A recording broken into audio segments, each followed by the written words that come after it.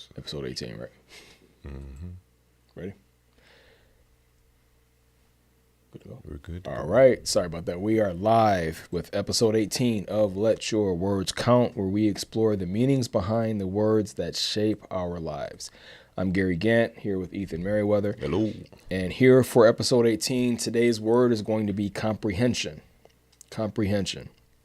I will cover the definition. Ethan will cover the etymology and the history of the word. The definition for comprehension refers to the ability to understand, grasp, and interpret information, ideas, or concepts. It involves not just remembering information, but also being able to analyze and apply it. Okay? Comprehension refers to the ability to understand, grasp, and interpret information, ideas, or concepts, and it involves not just remembering information, but also being able to analyze and apply it. All right. Ethan, what do you have for the etymology and the history? Yep. This was actually a request from one of the viewers, our audience. I didn't catch that. I'm sorry. Yeah, they were wondering the differences of or comprehension versus understanding. Awesome. We wanted to make sure we cover that for our viewers. Very good. So the etymology for comprehension, the word comprehension comes from the Latin comprehender, meaning to seize or grasp. Over time, it evolved to mean the act of grasping or understanding concepts or ideas in a deeper sense. Interesting. Historical points we can consider. The concept of comprehension has been crucial to education, psychology, and philosophy throughout history. In ancient Greece, comprehension was tied to the ability to reason logically and philosophically. In modern times, comprehension has become central to education, where it is considered one of the core skills for success in academics and life. Interesting. Mm-hmm. So where does that take you in your mind when you start talking about comprehension? Well, and to be honest with you, I think comprehension was one of the hardest subjects, or reading comprehension was one of the hardest subjects that I had. I think the way I'm wired, or at least wired at the time, I think I've gotten a whole lot better with comprehending things. Mm-hmm. You know, words, meanings, sentences, paragraphs, stories, short stories, and whatnot. Mm-hmm. I think when it comes to comprehension, as we were talking about the deeper sense, a deeper understanding of what's been written or what someone is communicating to you. Right. And we talked about this earlier on about intentions. Yes.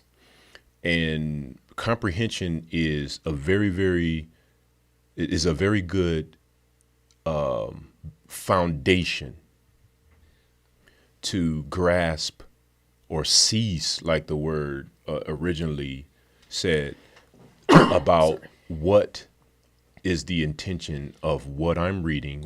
Not only am I comprehending what's being said, right? Am I comprehending the information that's being delivered to me, right?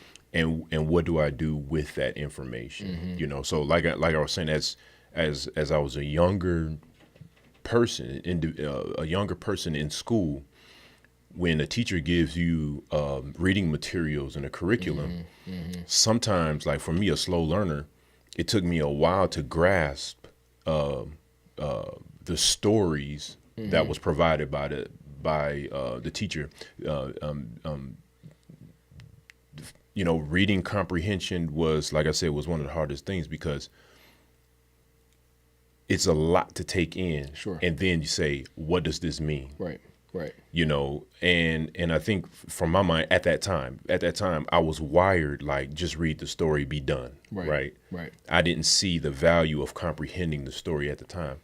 You know, I don't want to check the box. Yeah, I wanted to check the box, right? But I didn't realize the benefit of and understand the foundations of understanding those words, because even those what like for instance, we talked about the other day, the tortoise and the hare. Right. A very good story to find the meaning and the logic behind that story. But Absolutely. and growing up, when you read those stories, and of course later on the teacher kind of tells you what the story is about, but that should have gave me the ability, and I think the opportunity to say, okay, if this story is like that, let me start going down the path of every other story is that way. So when looking at comprehension from that standpoint, it's like, okay, am I strengthening that muscle of mine, my brain, to understand that as I get older, when the tax collectors and tax assessors come around, am I able to comprehend, the meaning of those words? I like I say the legalese, but go ahead, G. You know what I mean? That's kind of no, that's good. I think because I had some challenges too when it came to reading comprehension, but my thing was I would find myself reading the same sentence or paragraph over 5 to 10 times. Yeah. And it wasn't because I couldn't understand the words. It's because I had so many other things racing through my mind. It'd be hard for me to get through a paragraph without my mind jumping off into something else. I can automatically on autopilot read through the words, but I'm not paying a bit of attention. I'm not absorbing it or holding on to any of it, right? Yes. And that would be my problem. It's like, okay, I know I'm supposed to be comprehending it, so I read through it, and then I get to the end, like, in my mind, what was that paragraph about? I just read through it. I wasn't paying attention. Read it again. You know what I mean? So it's like I ended up going through, and it's like it takes me longer to read something because it's hard to quiet my mind and focus on what's in front of me and not be thinking about 100 other things. So that started in school, kind of persists now to this day. I'm able to kind of focus in a little bit more, especially if it's a topic of interest to me. But I still find myself reading through something and being like I wasn't really paying attention, go back and look at it again. So like you said, that factors in to what comprehension means, because it mentioned, like, not just memorizing something. And that's important, because I think a lot of times in school can reward simple memorization, that you can parrot back the words, the concepts, but it doesn't really mean that you've comprehended it. And I think we have to make sure we have a different standard for comprehension to differentiate that from just memorizing what's been told to you.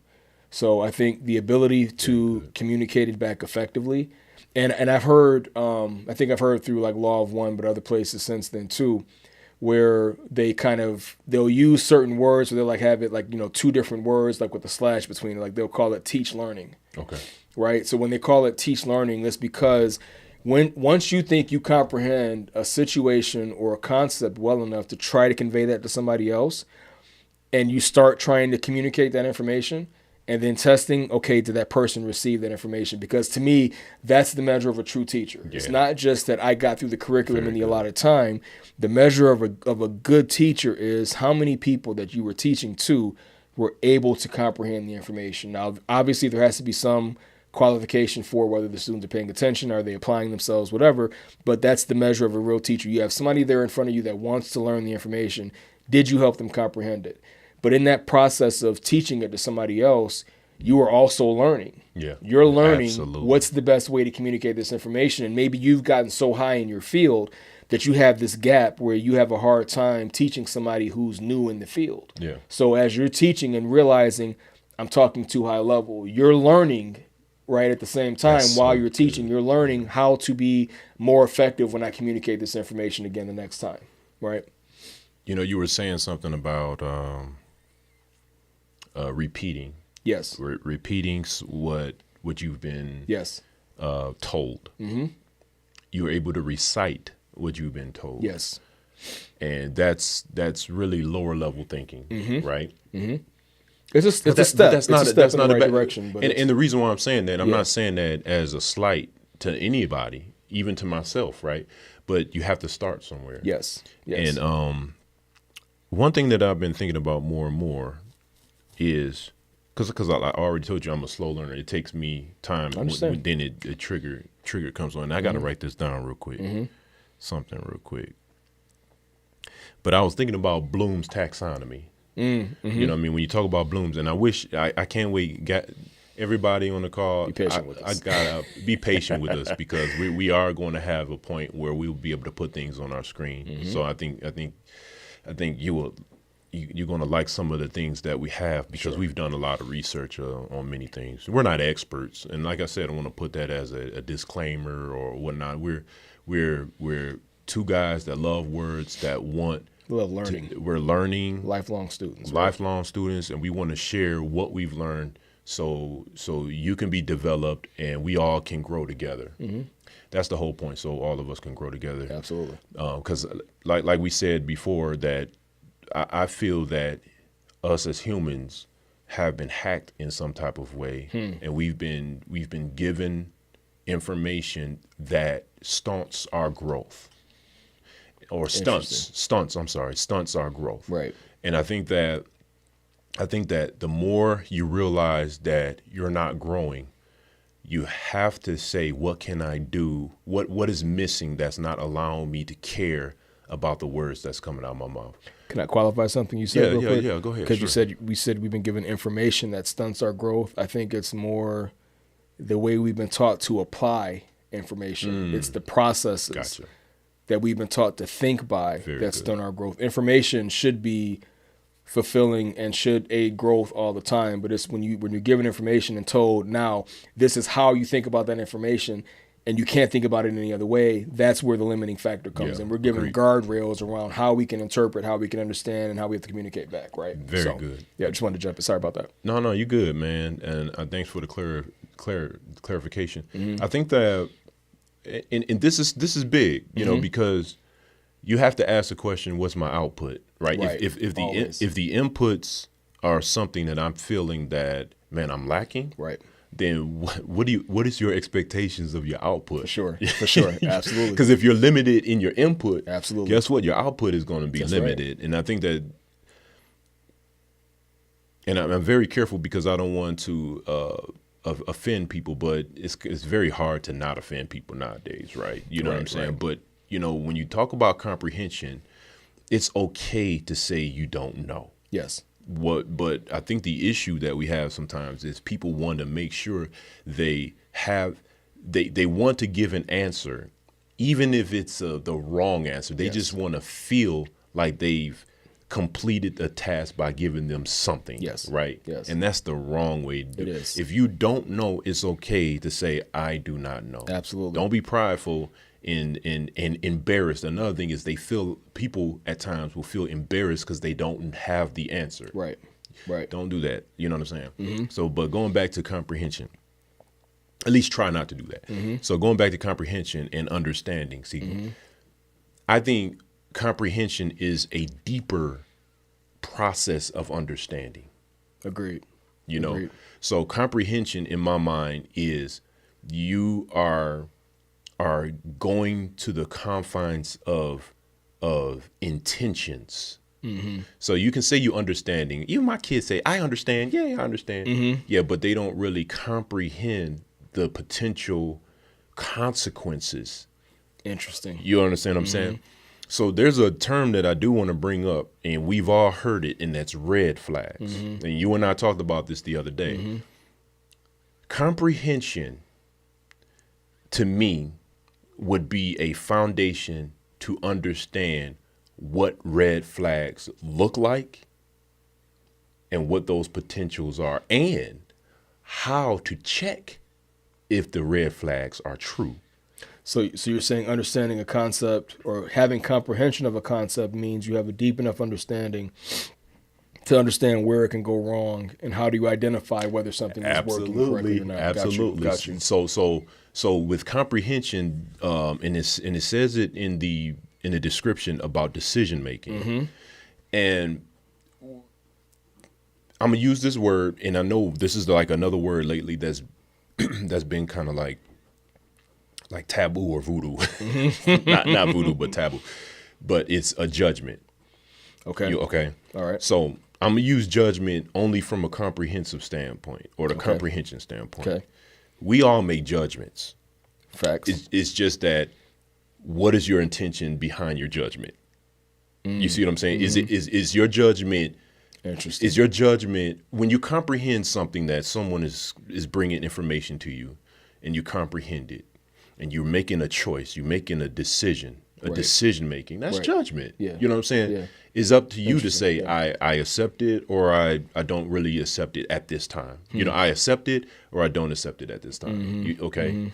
But what we've done is we've weaponized judgment, right? And we used it as a way of despise everything in that person. But I think that there's a comprehension or a comprehensive way, an approach to try to understand the intent. Once you understand the intent and comprehend what the person is doing or whatever is happening, how do you check to make sure that it's your thoughts are true concerning it? You understand what I'm saying? So if you believe you're comprehending what's being said, what are the checks to make sure that what's going on in your mind is so? Interesting. Does that make sense? It does. It does. Yeah. Let me say this one more time. Go ahead. Because I don't feel like I cleared it up, just for our viewers or whatnot. So to go back to the red flags, right? And that's kind of what I mean. Gotcha. So if you're comprehending something like comprehension, like, man, I don't like that way that person said that to me, you know, or you're on a date with somebody, or you're taking this person out, man. I'm feeling them, man. They're real good, but they just did something that I didn't really care for, and so in your mind there's a comprehension that like. It not only comprehension, but you're apprehensive too of going further. So in your mind, you say, okay, I have an understanding of relationships. I realize that there's a potential red flag that this person just said that made me aware. Okay. My question is, how do you check the red flag? And that's the key. Does the red flag just fly up and then you just say, oh, I'm done with that? You know, I'm all done with that. Or is there a way to validate that your position of their red flag is true? Interesting. You see what I'm saying? Interesting. Okay. And I think with relationships, it gets to be, there's a lot of gradients there, because a red flag to somebody else may not be a red flag to one person may not be a red flag to somebody else. Correct. Right? Correct. You might hear somebody say something like you said, and something kind of triggers you, like, I don't like that. I don't like what I just heard. But if we have this knee-jerk reaction, like you said, and kind of kicking into judgment because I don't like what you said or how you said it, and I'm judging you, and all of a sudden I don't want to talk to you anymore. Sometimes, to your point of how do I understand if I'm thinking correctly, and we have processes that we've learned in our job about how do you figure out if your conclusion is correct.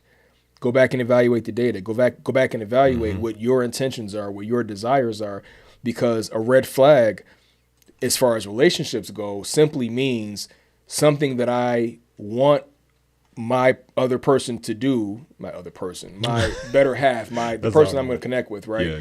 The thing that I want them to do, or something that I don't want them to do, they've done it, right? They either failed to do something I wanted them to do, or did something that I didn't want them to do, right? So that's usually where red flags come up, and that's a personal thing. That's something maybe you don't like. Maybe the next person loves it, right? So red flags can be very personal, but asking why. Why do I feel like that? Yeah. This thing that this person said or did made me upset.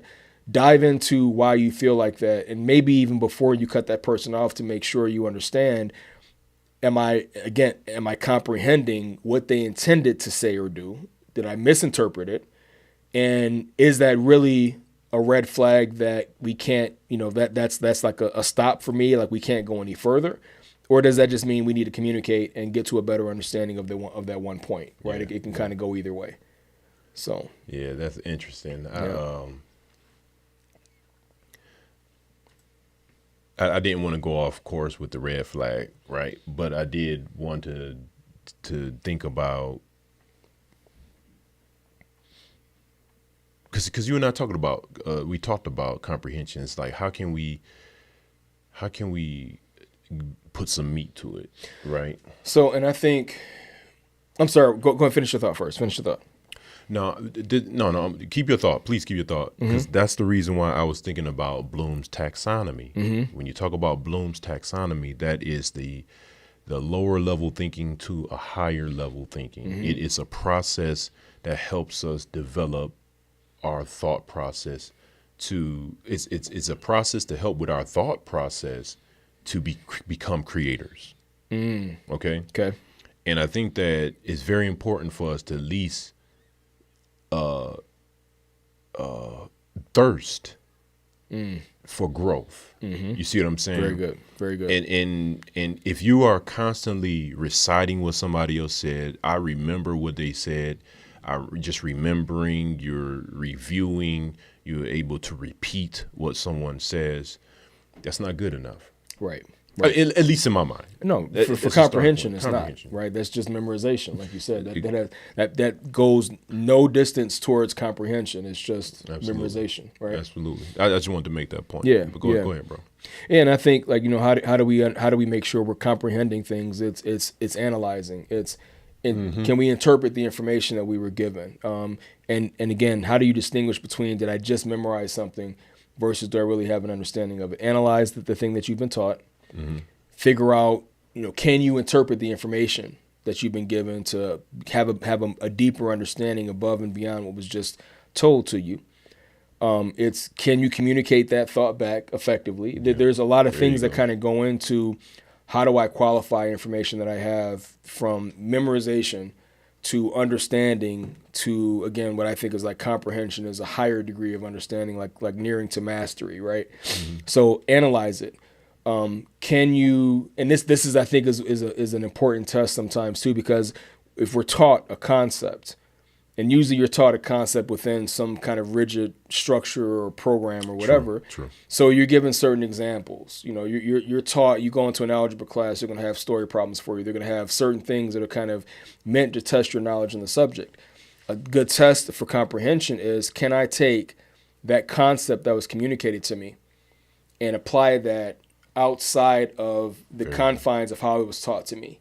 Can I apply that to something different and still manage to get an understanding or apply that concept outside of the way it was taught to me? That's when you start understanding, do I really comprehend what's going on and not just memorization or just I know it? You know what I mean? Good. Getting to that deeper level of it. Very good. Yeah. Okay, so my hobby is doing music, right? To look at the standardization. Check out Evergrace Music and DMF. Go ahead. Got to get the plugs in. Get the plugs. Yeah. Plug it. So when you talk about any standardization, right? Like, to me, I look at comprehension. It should be a standard. Okay, it should be a standard. And it's how do you mean? Okay. Similar to reading comprehension, we were in school. The teacher is giving you material for you to review, and they ask a question, can you please tell me what this story is about? If you do a fine job or fail at explaining this process, right,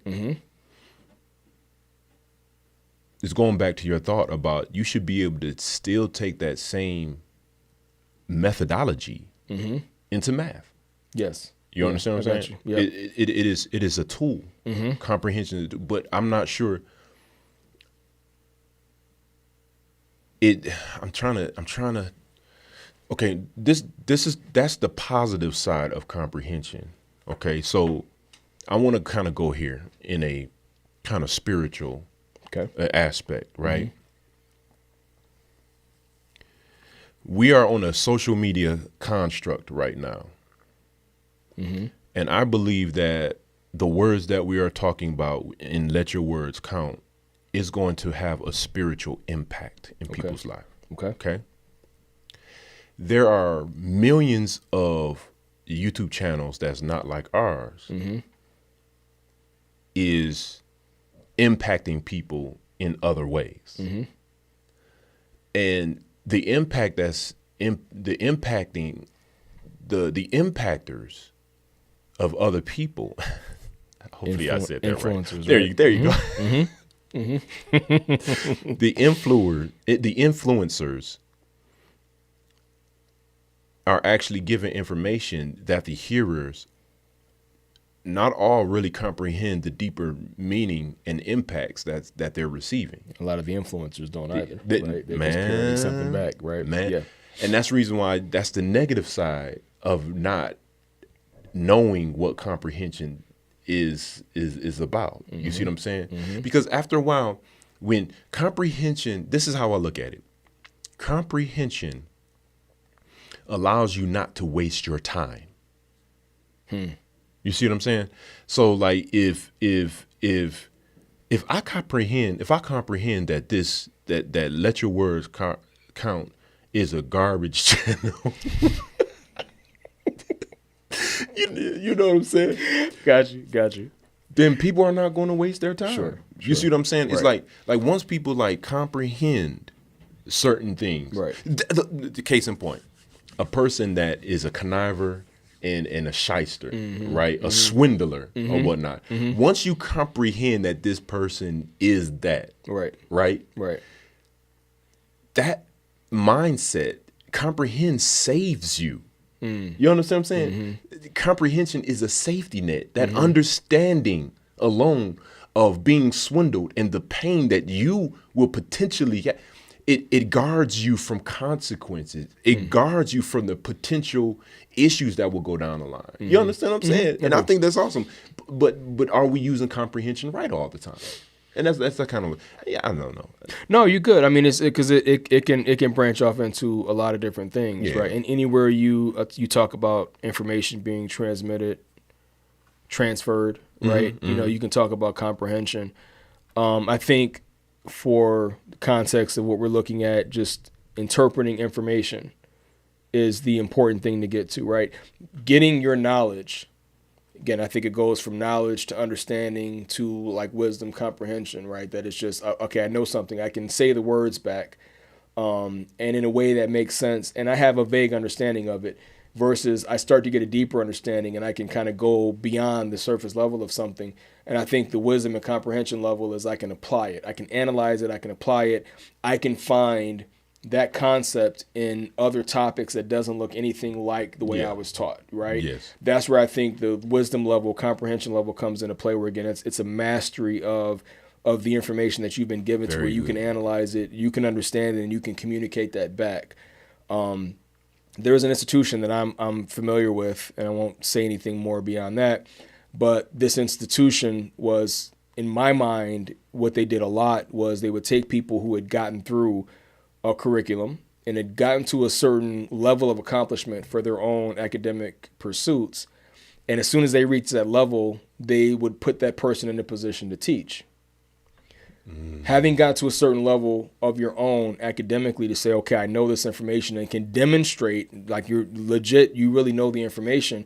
It's a whole different world of I can know it and I can put myself into a situation and navigate and work through that information or work with that information and be proficient. It's a completely different skill set to be able to take that knowledge and convey and communicate that towards somebody who has no knowledge of that same topic. It's a completely different skill set. So this institution was frustrating because you would take all these people who had got to a certain level of their own comprehension and assume that they had a transferable skill of communicating that information, and they couldn't do it effectively all the time. Not everybody. Some of them were, right? But again, it's just comprehension. A real comprehension to me means I can take information and break it down into the smallest possible chunks. Because I remember one pursuit, specific knowledge pursuit I was going through one day, and I reached out to somebody for help.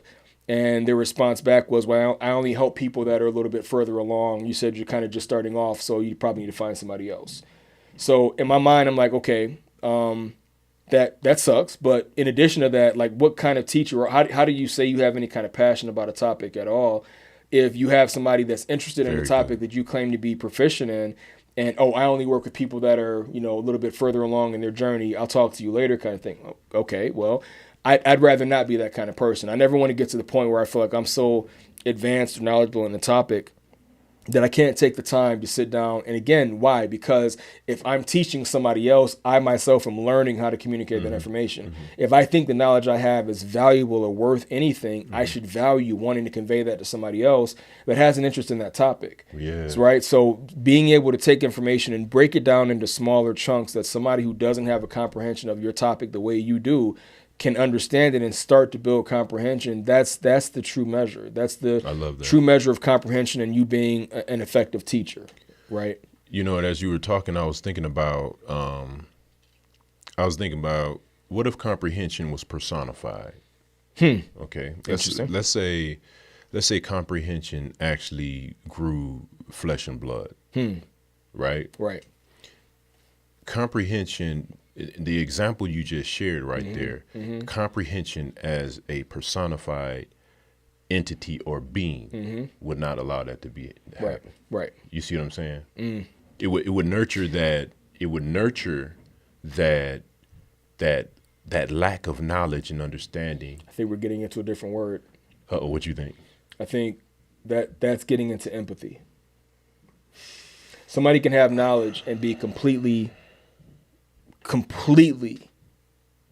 careless. Like I got the knowledge for myself. You go figure it out. I went through whatever path I did and I figured it out. You had teachers. You didn't just figure it out on your own, but whatever. But I've seen people who are like, I did the knowledge or I got this information for myself. I'm not going to help you. That's the compassion and empathy aspect of a person. So comprehension personified doesn't imply compassion or empathy. I think that's kind of different, right? That's true. But if you have a person that has a comprehension, you'd want that person to be empathetic. You want them to have some kind of compassion. And if they see somebody else that, again, if this is a field that means enough to you that you spent time getting information and you come across somebody who doesn't have a knowledge of it but has a desire, why wouldn't you want to help that person along, right? Absolutely. But that's compassion and empathy. No, right? That's awesome. I think empathy would be a great word to use as well. Because empathy is a word that I see today that's lacking in a lot of our constructs. Absolutely. You know what I'm saying? So when you talk about comprehension, and I never even thought about that, like, because comprehension is kind of like, I would say, it is neuter, right? Yes. It's a neuter. Comprehension is a neuter type of thing. Absolutely. Right? So yeah. Yep. And that's powerful to think, like, I like what you say about that person. You're being able to share that knowledge. You are able to take this thing in your hands, whatever it is, and you're able to, use your senses to understand the origin of that thing. You start thinking about what it takes to build that thing. Yes. And you start thinking deeply concerning the value of that thing. Right. You know what I'm saying? Right. And you're able to share that same value to somebody else. And whatever information that transpired to you, you are able to share to someone else, right? And I think not only repeat what you've been taught, but put a little bit more spice to that, because you care. The whole idea is like we said, is an explorative journey. You know what I mean? And being able to figure out, like, and truly understand, because I think understanding is already a beautiful thing. Yes. Right? Yes. But understanding has its limitations. Sure. Where, like we said earlier, where comprehension kind of pushes the envelope. Absolutely. Comprehension doesn't give understanding an excuse. Okay? Interesting. Does that make sense? So when you're comprehending something, your understanding is actually getting even stronger. You see what I'm saying? And vice versa.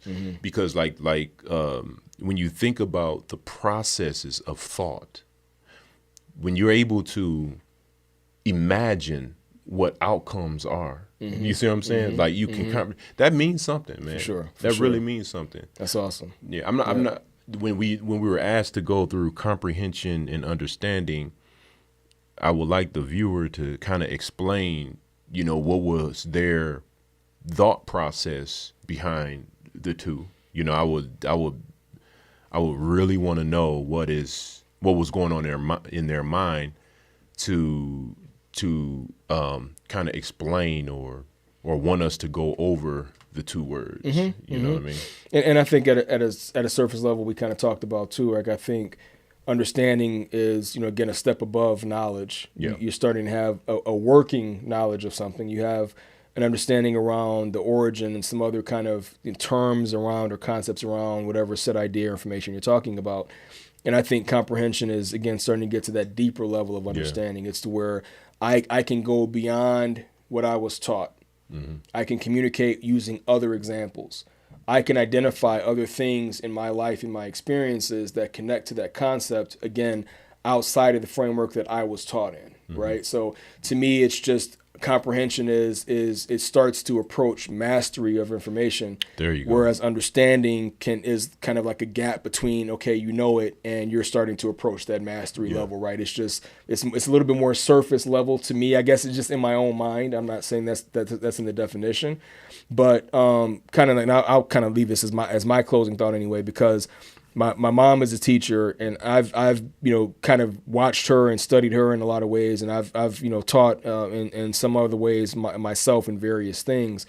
But I think that again, comprehension to me, what that means in the capacity of being a teacher is I want to, again, break that information down into small, digestible chunks. But if I'm going to say I'm going to teach someone, and again, kind of that empathy aspect of it, I'm agreeing to the labor, to the time invested in helping somebody else have an understanding that approaches comprehension of that topic too, right? And that should be the standard of anybody that's a teacher or trying, your job is to help somebody comprehend. The measure is, did that person comprehend? Not did you get through the curriculum, right? So again, I think, it's I look at it, at least for me, I'm not going to say this has to be everybody else's charge, but if I've gained some kind of knowledge on something and I come across anybody who has an interest or wants to know, the teacher in me, says, okay, I value that because you're valuing something that I value. We kind of look at these, this thing, and it's important to both of us. I feel some kind of responsibility or duty to kind of help that person increase their comprehension to at least where I am. But in doing that, enable them, equip them to be able to go beyond you. You know what I mean? A lot of people kind of get that pride comes in too, that says the student has to always be my student. I think a good teacher wants the student to exceed them. Yes. You know what I mean? So, yes. Yep. Man, that's a good point. We had a comment here, and the question is, or not even thought, it was a thought, comprehension personified could be intelligence. Interesting. Okay. I thought that was very good. Yeah, because with that thought, I was thinking about what does it look like? So if it's personified, if we say from a spiritual or a thought process within us, that person is going to emit, if for lack of a better term, intelligence. Like that person is intelligent. You know what I'm saying? So to go back to the understanding that you're saying, and this kind of goes to the intelligence part, is I want to be careful because I think the whole idea this is the reason for let your words count, is for us to avoid pride and arrogance. Okay, I think the whole idea is which is a huge endeavor, a huge endeavor for sure. But it's kind of like going back to what you said about comprehension. It's a neuter. Like intelligence is a neuter as well, right? Though, when I mean by neuter, that means that a person that's arrogant and shisty can be intelligent, right? You know what I'm saying? But we want to use comprehension in such a way where your intelligence is actually, like you said, it's nurturing. Right. It's actually it can build that person and take that person to the next level. You want that person. I want my children and you. I want you to be better than me, and that's the whole idea. I think it's the whole. We as humans, we don't nurture one another enough where we can be in alignment with the Creator. Right. And I think that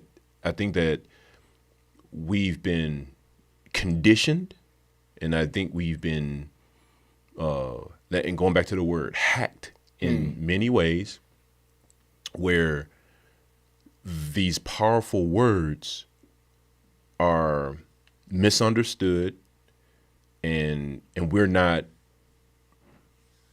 I'm not going to say able. We are able, and that's the thing. You know what I'm saying? But there's things that are in the world or in our lives that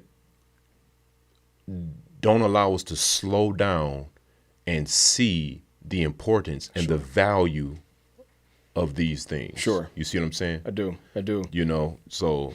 And I think when you asked that question about comprehension personified, my mind went to a farmer or a miner.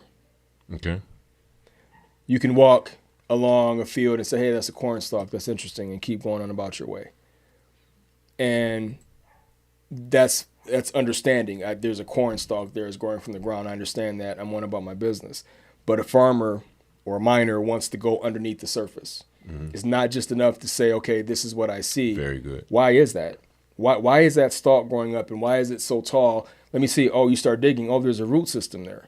And the root system stops, but the root system is in soil. Oh, okay. You know what I mean? Or again, a miner, I want to go beyond the surface. I want to understand something deeper. I want to go beneath the surface. I want to go and delve into the topic to make sure I have a thorough understanding of why is what I see on the surface there.